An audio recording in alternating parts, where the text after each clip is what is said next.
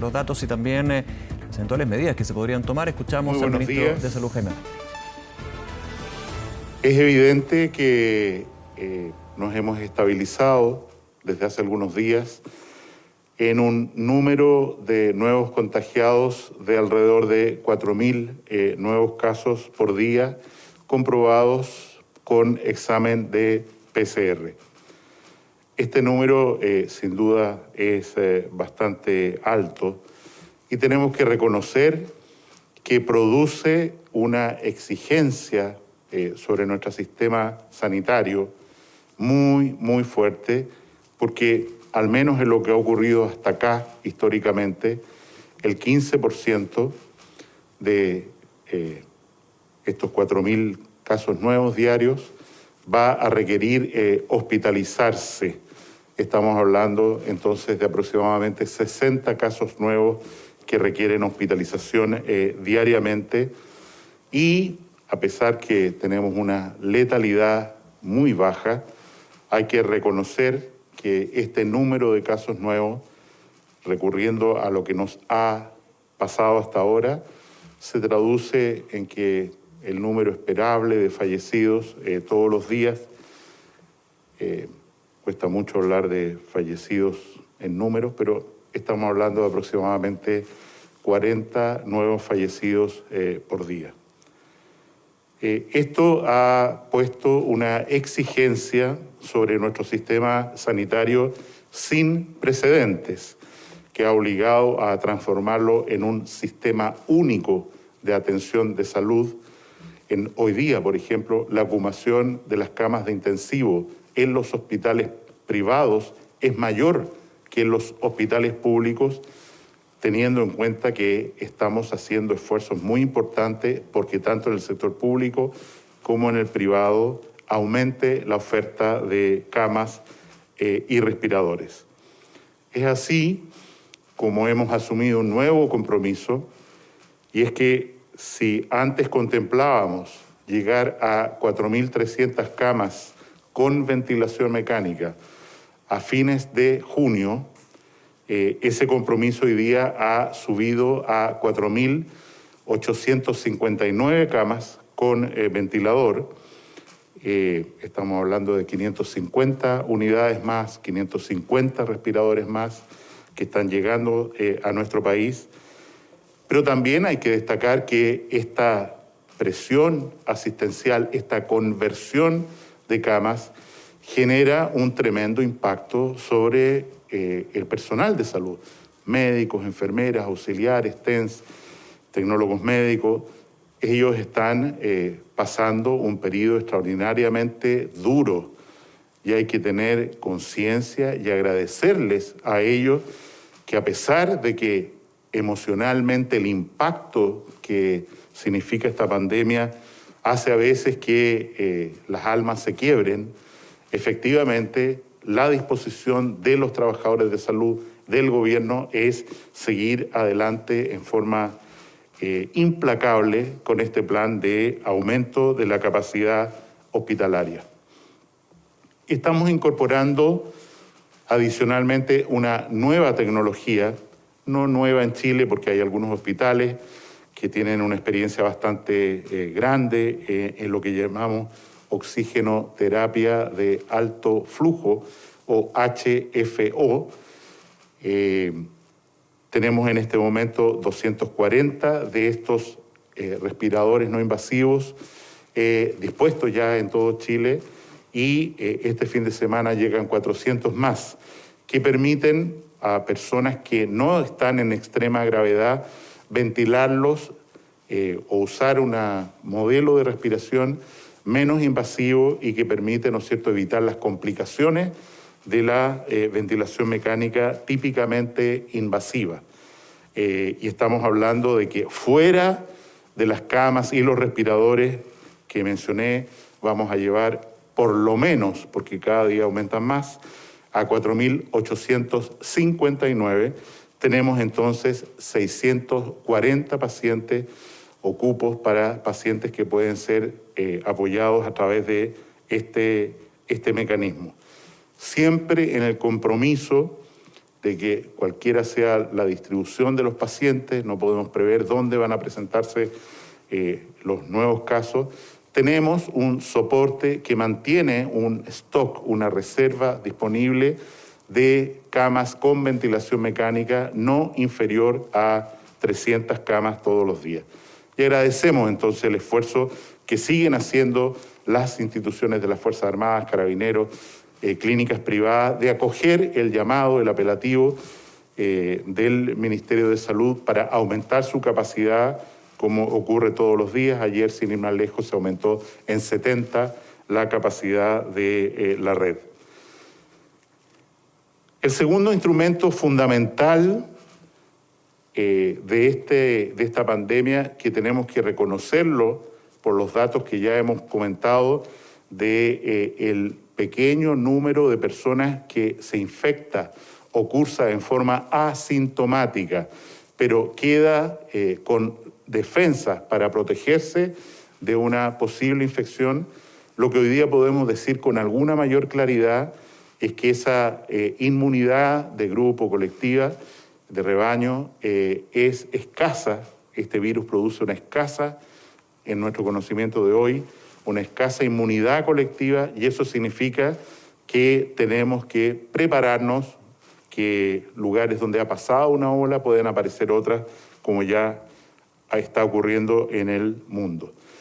Y eso llama al fortalecimiento del segundo elemento crucial de nuestra estrategia sanitaria, dado la realidad epidemiológica, dado el nuevo conocimiento. Y es que, como lo ha sugerido también incansablemente el comité de expertos que nos ayuda, complementemos esta estrategia de cuarentenas generales con estrategias muy específicas de testear y aislar en residencias sanitarias a personas que son caso comprobado y a sus contactos estrechos.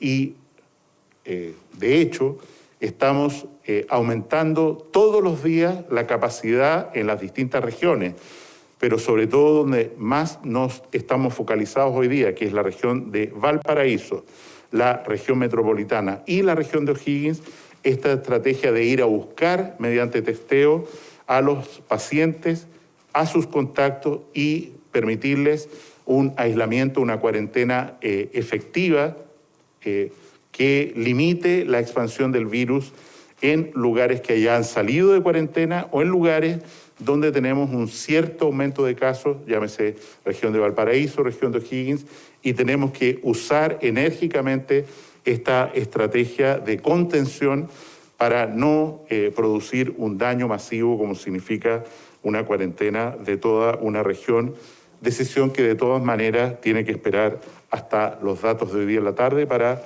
tomarse mañana. Se ha hecho preguntas respecto a los testeos de PCR. Quiero señalar que mantenemos un stock de 300.000 exámenes y todas las semanas nos llegan reactivos para hacer 70.000 adicionales, y en ese sentido no tenemos preocupación en la línea de que la estrategia de testeo se puede mantener por muchos meses, y estamos generando, como señalé el otro día, un incremento de la capacidad nacional chilena de producir los reactivos para testeo, como ya se hace en el Instituto de Salud Pública, como ya se hace en el laboratorio de la Universidad Católica. Quiero enfatizar el primer punto que señalaba.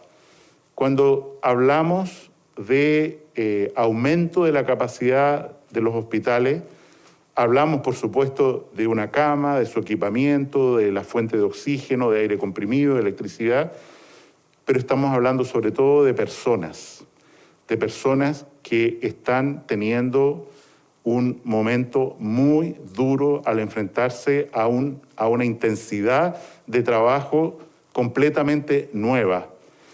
Y lo único que podemos decir desde acá es que los valoramos a los trabajadores de la salud por el inmenso sacrificio que están haciendo, un sacrificio personal, de compromiso, de energía, también de afectación emocional, pero seguimos apoyando, seguimos buscando, seguimos contratando gente de manera tal de fortalecer nuestra red y dar todo el soporte que necesitan los trabajadores y trabajadoras de la salud para ser los verdaderos héroes de esta pandemia. Tengo que reconocer que la información que obtuvimos ayer, o fue publicada ayer, de la Oficina Nacional de Investigación Económica de Estados Unidos, que hizo una encuesta en 58 países y que señala que Chile es uno de los que menos cumplimiento tiene entre los países, en realidad es el segundo peor, del cumplimiento de las medidas de aislamiento, de lavado de manos, de quedarse en la casa, nos preocupa vivamente.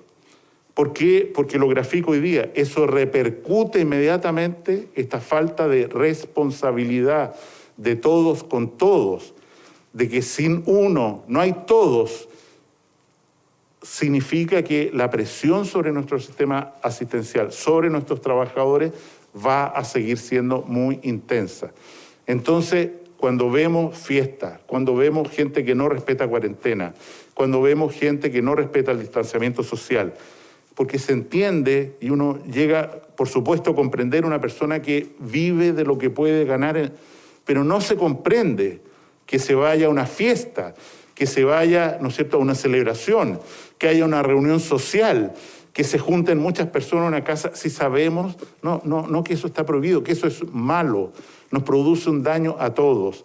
Y es sin esa responsabilidad de cada uno de nosotros que tenemos que entender que esta pelea va a ser mucho más larga, mucho más difícil y va a afectar no solo, como está ocurriendo a los trabajadores de la salud, sino que va a afectar a nuestros vecinos, a nuestros seres queridos. Por favor, un llamado a la corresponsabilidad, que el vecino, la vecina haga algo que no es correcto, tiene repercusión en mí y tengo que llamar la atención también en esta corresponsabilidad de, como una comunidad que somos, de hacer llamar la atención de que eso produce daño, debe ser evitado, debe ser prevenido, porque de lo contrario seguiremos teniendo cifras tan elevadas como las que tenemos hoy en la región metropolitana.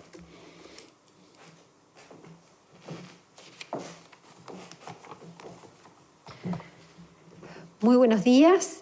Vamos a comenzar con el informe de todos los días, el reporte mundial y el reporte nacional de la pandemia COVID-19 que azota al mundo. A nivel mundial ya se han registrado más de 5.400.000 personas de casos confirmados de la pandemia COVID-19, de los cuales más de 346.000 personas han fallecido asociadas a este virus. Y se han recuperado al día de hoy más de 2 millones de personas. Siguen siendo Latinoamérica, América en su totalidad con el número importante de casos, Estados Unidos con más de 1.600.000 casos y en las Américas Brasil en primer lugar, después Perú, Canadá. ¿Cuál es la situación de nuestro país en las últimas 24 horas? Que hemos registrado en las últimas 24 horas un total de 3.964 casos confirmados, de los cuales 3.618 son con síntomas y 346 personas asintomáticas. Del total de estas personas ya podemos decir que se han diagnosticado con la enfermedad 77.961 personas, de las cuales más de 30.915 se han recuperado. Queremos lamentar, como todos los días, en el día de ayer se reportaron 45 personas fallecidas asociadas al COVID-19. Dentro de ellas, como hemos manifestado, la mayoría de ellas son personas adultos mayores y personas que tienen comorbilidad, enfermedades crónicas importantes. Y es por eso que hacemos un llamado con los antecedentes que ha dado el ministro de que no estamos respetando las medidas que estamos implementando. Hoy día la mayoría de los chilenos están haciendo un tremendo sacrificio. se están quedando en sus casas, no están yendo a trabajar, los niños no están yendo al colegio, no se están educando, muchas personas no se están atendiendo por sus enfermedades crónicas. Sin embargo, estamos viendo todos los días en imágenes, en los datos, que hay personas que no respetan estas medidas tan estrictas. Y hacemos un llamado, una súplica a la solidaridad y a la colaboración y a respetar estas medidas. Estas medidas, cada persona que no está respetando una medida puede producir un impacto en una enfermedad, en una persona que enferme gravemente. Por lo tanto, esta batalla la tenemos que dar todos. Estas medidas estrictas están afectando a muchas personas, pero si no colaboramos todos, esta pandemia se va a prolongar mucho tiempo en nuestro país. Para seguir con la información, voy a dejar al subsecretario de Redes Asistenciales.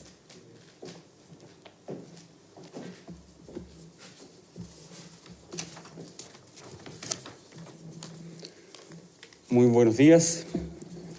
Para continuar con la cuenta del día de hoy, se encuentran 1.202 personas hospitalizadas en unidades de cuidados intensivos, de las cuales 1.029 están con apoyo de ventilación mecánica y 229 se encuentran en estado crítico. Tal como lo anunció el ministro, todos los días nosotros tenemos ingresos y al mismo tiempo vamos adicionando nuevas camas que hemos logrado implementar tanto en instituciones privadas, públicas, como también de las Fuerzas Armadas. Y eso hace que al día de ayer tengamos 329 camas con ventilación mecánica disponibles.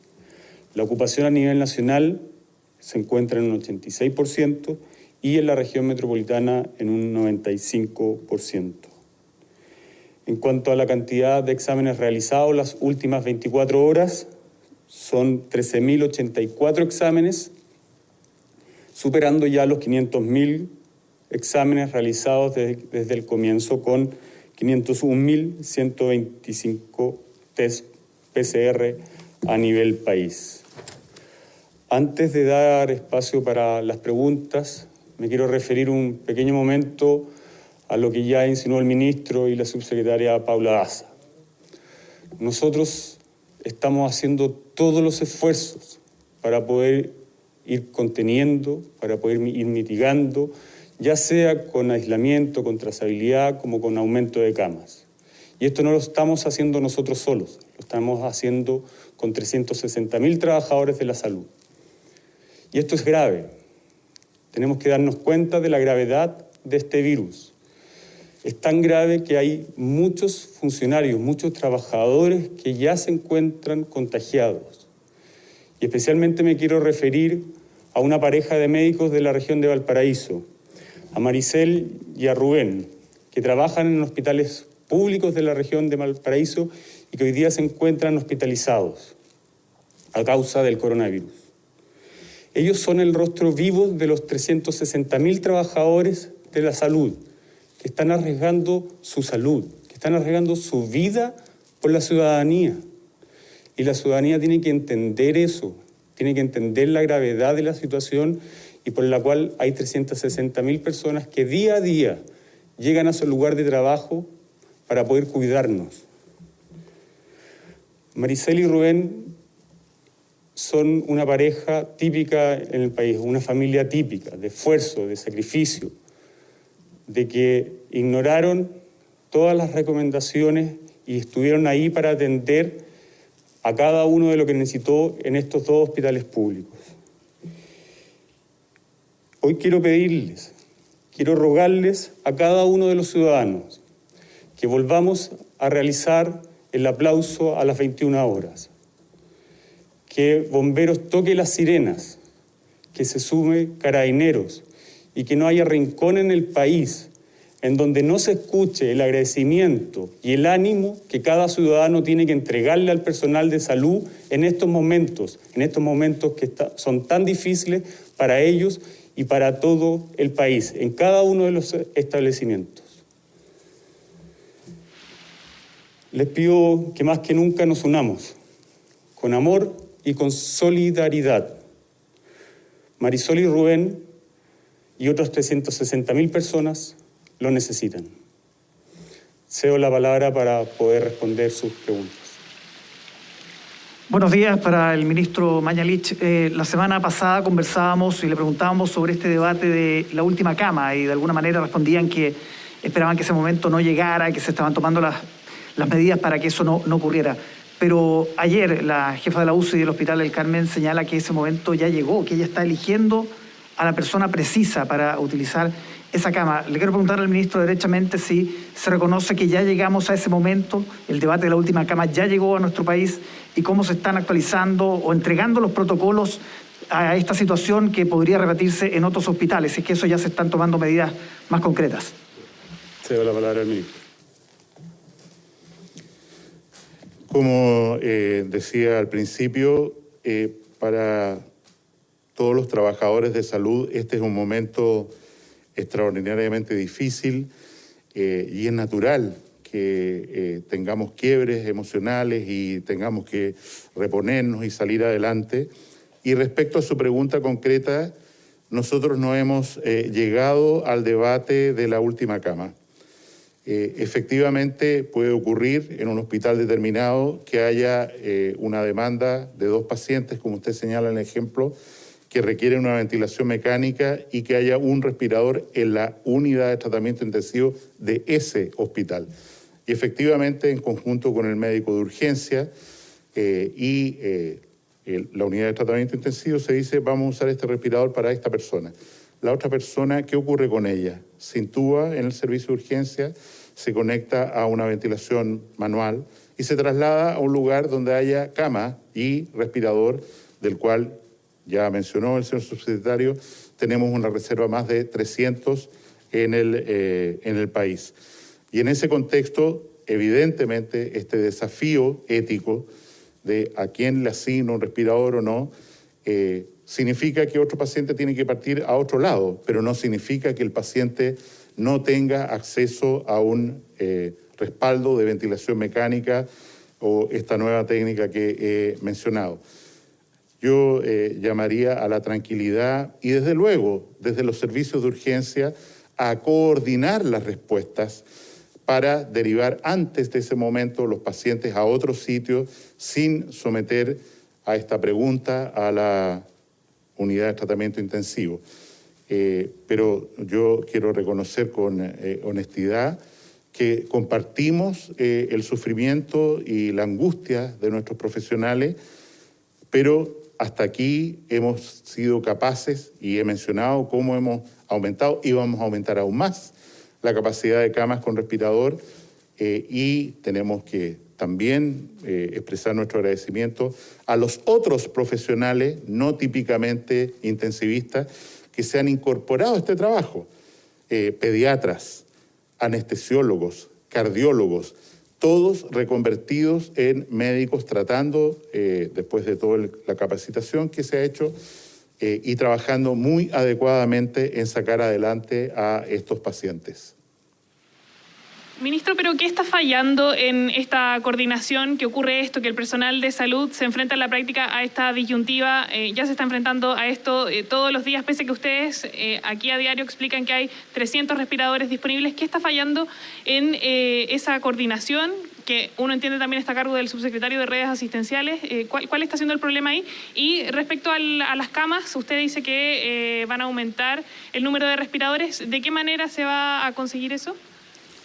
Bueno, como hemos señalado, el que se presente simultáneamente 2, 3 pacientes a un servicio de urgencia en una situación de apremio respiratorio es algo, sobre todo, si no hay, insisto, un cuidado sanitario en la comunidad, vamos a tener aumento de los casos y vamos a tener hospitales que en momentos enfrentan la situación como usted ha mencionado. Desde los servicios de urgencia y desde las jefaturas de servicio, como aclaró ayer por lo demás el director del hospital de Maipú, al cual se hace referencia, se coordina y se debe coordinar estos traslados para que las personas sigan recibiendo el tratamiento que necesitan. Y en ese sentido, a su pregunta, creo que no estamos en una falla, en un déficit de recursos y a lo mejor, como usted sugiere en su pregunta, debemos mejorar aún más la coordinación, como se hizo, por ejemplo, en el Hospital San José, en el que las ambulancias que llevan pacientes que no corresponden a pacientes graves o a pacientes respiratorios son derivadas a otros sitios precisamente para no tener este atochamiento y estas preguntas a las que usted hace mención cuando se refiere al Hospital de Maipú. Muy buenos días, ministro. Si consideramos que desde el 19 de mayo a la fecha tenemos 1/3 de los contagiados total, ¿ustedes consideran que hay alguna parte de la estrategia que no está funcionando o que no funcionó? No cómo se ha asumido la estrategia por parte de la gente, sino de la estrategia misma. ¿Ha habido ahí algún error o por qué no estaría funcionando? Y lo otro, se entiende perfecto el traslado de los pacientes a algún recinto para poder ser atendido. Sin embargo, hay falta de información a la familia. ¿Hacia dónde van a ser trasladados? ¿Cada cuánto, por ejemplo, se les reporta el estado de esa persona para que las familias tengan la tranquilidad de tener la información adecuada? Respecto a lo primero, creo que en algún sentido hay que decir que colectivamente tenemos una responsabilidad, para decirlo en forma muy nítida y clara, cuál es que las medidas de aislamiento, de falta de limitar la movilidad, de respetar el toque de queda, no están ocurriendo en la medida que deberían. Si uno usa un instrumento de la radicalidad que tiene, al final de cuentas, conculcar derechos de las personas constitucionales, y por un bien común encerrarlas en su domicilio, pedirles que hagan determinadas acciones. Y una parte importante de la población, como mencioné en este estudio norteamericano, no lo hace, no está dispuesta a hacerlo, la demanda por servicios hospitalarios va a seguir subiendo. En segundo lugar, en mi opinión personal, yo creo que en la estrategia de testeo y cuarentena, aislamiento de los casos, no hemos tenido la rigurosidad, la estrictez necesaria para que efectivamente en un lugar donde hay un brote, donde hay casos conocidos, esas personas los aislemos con el imperio que nos otorga la ley y los reglamentos para evitar la propagación. Y mucha gente, a pesar de la solicitud de que guarden cuarentena, no lo ha hecho. Y, como señalé o insinué al principio, vamos a pasar a una etapa mucho más estricta, en el sentido de que efectivamente en las 3 regiones que he mencionado estamos estableciendo residencias sanitarias, y estas residencias sanitarias van a ser lugares de aislamiento obligatorio para las personas que representen un riesgo para su comunidad. Ministro, y sobre el tema de la información a las familias de aquellos pacientes que son trasladados, ¿cada cuánto se les informa, por ejemplo? ¿Desde un principio se les dice dónde van a estar? No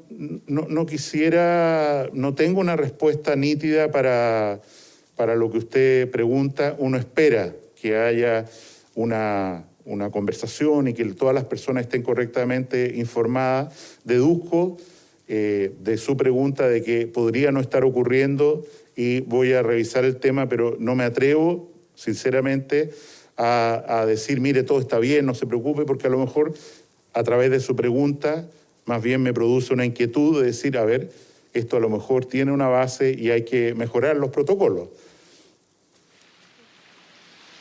Ministro, subsecretario, buenos días. Ministro, usted hablaba justamente del Hospital San José, dice que hay ambulancias que llevan a pacientes que son derivados a otros sitios. Justamente tenemos denuncias del San José de esperas de 8 horas en ambulancia. Entonces, ¿cuánto está demorando este traslado de pacientes? ¿Son 8 horas? ¿Es más? Eso habla de un colapso del sistema. Y lo segundo es sobre las licencias médicas. Sabemos que hay licencias de 4 días para quienes están a la espera de sus resultados de PCR. Son casos sospechosos. ¿No deberían ser en este caso las licencias ya de 14 días para evitar el contacto con otras personas en caso que se demore, por ejemplo, el PCR? En relación al Hospital San José, que evidentemente representa una debilidad estructural del sistema de salud en la parte norte de la ciudad de Santiago, porque hay un solo hospital, más el Hospital Clínico de la Universidad de Chile, que está cooperando activamente, por lo demás, en esta campaña, que no da abasto para la demanda de una población que alcanza casi al 1 millón de personas. Y lo que hemos establecido es, primero, que a través del regulador, antes de que la ambulancia llegue al hospital, si el regulador detecta o pregunta, ¿no es cierto?, ¿por qué trae un paciente en una ambulancia?, que ese paciente vaya a otro sitio. De hecho, se han instalado ya al menos 1, 2 tal vez, centros de atención de urgencia, incluso casos COVID, en centros de salud familiar de dicha comuna. En segundo lugar, en el patio de ambulancias se está haciendo un triage. Esto quiero decir, usted, ¿por qué está aquí? Estoy aquí porque traigo un paciente que tiene una lesión de tobillo. No tiene sentido que esté acá y que espere 8 horas para... Llévelo a tal lugar, al Hospital Clínico de la Universidad de Chile, a este centro de salud, para que allí le resuelvan su problema. Y en mi opinión, a pesar del aumento de la demanda que hemos tenido, por supuesto, igual que en toda la región metropolitana, también en el área norte, que sirve el Hospital San José, este es un tema que está mejorando en relación a la situación que teníamos hace una semana atrás. Ministro, según recomendaciones de la OMS, aseguran que una persona para asearse y combatir el COVID necesita al menos 100 litros de agua. Hay sectores en el país como Petorca, también en Ñuble, que no cuentan con el agua disponible, incluso están en sequía. ¿Qué medidas se está tomando en esa materia y cómo se va a trabajar para poder ayudar a estas personas? En primer lugar, en las regiones las zonas que usted menciona, afortunadamente, los casos de coronavirus hasta aquí son bastantes casos y donde hubo en Ñuble la situación, como se sabe, ha ido en disminución. La pregunta es difícil y lo que se ha hecho a través de los intendentes y de los municipios es llevar aguas para uso personal, aseo, a lugares que tienen esta carencia provocada por lo que recordamos es la sequía, una de las sequías o la sequía más importante que se registra en la historia y que no parece que vaya a mejorar en el corto plazo. Estamos allí. Termino agradeciendo las preguntas y solicitando a la ciudadanía, a nuestros compatriotas, que perseveren en el esfuerzo y perseveren pensando no en una imagen de un virus, una cosa un poco abstracta. Háganlo pensando en la doctora, el doctor que está sufriendo, la enfermera que ha dejado a sus hijos al cuidado de otros, si es que puede, para asistir a los enfermos. Esa es la cara visible de las personas que están sufriendo al máximo al tratar de dar asistencia a todo el que necesite. Porque ese no es solo el compromiso del gobierno, es el compromiso también de todos los trabajadores de la salud. Y es por eso que yo les ruego, como decía el subsecretario, que hoy día por lo menos, y ojalá todos los días a las 9 de la noche, dirijamos nuestro pensamiento a esas personas, a la persona que hemos visto llorando en televisión, al trabajador que está agotado, que está cansado, que después de 24 horas no ha podido tomar ni un minuto de descanso, porque esa es la realidad de la intensidad del trabajo que tenemos hoy día, no solo en la red pública, en todos los hospitales del país. Y como trabajadores de la salud tenemos que resistir, tenemos que apoyar y tenemos que ser el soporte que permita, ¿no es cierto?, que la inmensa mayoría de los chilenos que se infectan, ojalá tuviéramos menos, pero que se infectan por coronavirus, salgan adelante, como lo reflejan hasta ahora nuestras exitosas cifras de letalidad, o sea, de que cada 100 personas que se enferman, afortunadamente, hasta aquí solo 1 fallece. Muchas gracias. Son 3.964 los casos nuevos de COVID-19 hasta el día de hoy. Con esto ya sumamos 77.961 casos. Hay 30.000 recuperados, dicen las autoridades, pero lamentablemente hay que señalar que en las últimas horas fallecieron 45 personas asociadas justamente a esta enfermedad. La subsecretaria Daza señala, al igual que el día de ayer, que los fallecidos son en su mayoría adultos mayores que además tenían otros tipos de enfermedades. Aún así, son números que preocupan. Hay personas detrás de cada uno de estos pacientes, ya sea fallecidos o contagiados de COVID-19. De hecho, el ministro, al inicio de este balance, habló de una estabilización en torno a ¿qué? A unos 4.000 casos diarios y en torno a 40 fallecidos diariamente. Por supuesto, son balances que van preocupando respecto a cómo va a ir respondiendo el sistema de salud, en donde el 86% de las camas está ocupada a nivel nacional y aquí en la región metropolitana la ocupación es del 95%. ¿Cuántos pacientes hay actualmente en la UCI? Son 1.202 personas, 1.029 conectados a ventilación mecánica, 229 personas en estado crítico y, según dice el subsecretario Zúñiga, hay 319 ventiladores mecánicos disponibles. ¿Qué ha fallado? ¿Por qué esta alza en los contagios a pesar de las cuarentenas? El ministro Mañalich lo que señala es que no se estaría cumpliendo a cabalidad con las cuarentenas, el distanciamiento social, y se ha hecho un fuerte llamado a la ciudadanía, además de apoyar al personal médico con el autocuidado para evitar más contagios y además el llamado para que a las 9 de la noche hoy exista un aplauso de apoyo a todos los trabajadores y trabajadoras del área de la salud que están pasando por un momento crítico de trabajo en este apoyo que hay a los pacientes de COVID-19. Sí, Valentina, de hecho apuntaba el ministro a una falta de rigurosidad con respecto a las medidas y adelantaba que eventualmente, y acentuó el eventualmente, la situación, por ejemplo, de traslado de personas que han tenido contacto estrecho con contagiados por COVID-19, que se les recomienda ir a una residencia sanitaria, es voluntario, dice que eventualmente podría cambiar, por ejemplo, esa medida de que el traslado a residencias sanitarias de cualquier tipo pudiera ser obligatoria justamente para ir extremando las medidas que se están aplicando actualmente. Claro, desde el Consejo Asesor se ha recomendado esto, el uso de las residencias sanitarias. ¿Esto por qué? Para evitar que un contagiado lleve la enfermedad a otros integrantes de su casa. Desde el Consejo Asesor se ha explicado esto mismo, que en Santiago, específicamente en la región metropolitana, se ha dado que el COVID-19 está en zonas muy populosas, entonces se contagia una persona en una casa donde viven muchas otras personas y por eso se reitera la necesidad de ocupar estas residencias sanitarias para aislar a quienes se han contagiado y así evitar a que lleve la enfermedad a otros integrantes de su hogar. Perfecto, Vale, muchísimas gracias por la información. Ya estamos muy atentos a cualquier novedad ahí en el Palacio de la Moneda durante los próximos minutos. Que esté muy bien, un abrazo. Un abrazo, estamos en contacto. Nos vemos, chao. Y vamos a ahondar, por supuesto, en estos datos, en la información, en esta estabilización de las cifras que decía el ministro, que es una estabilización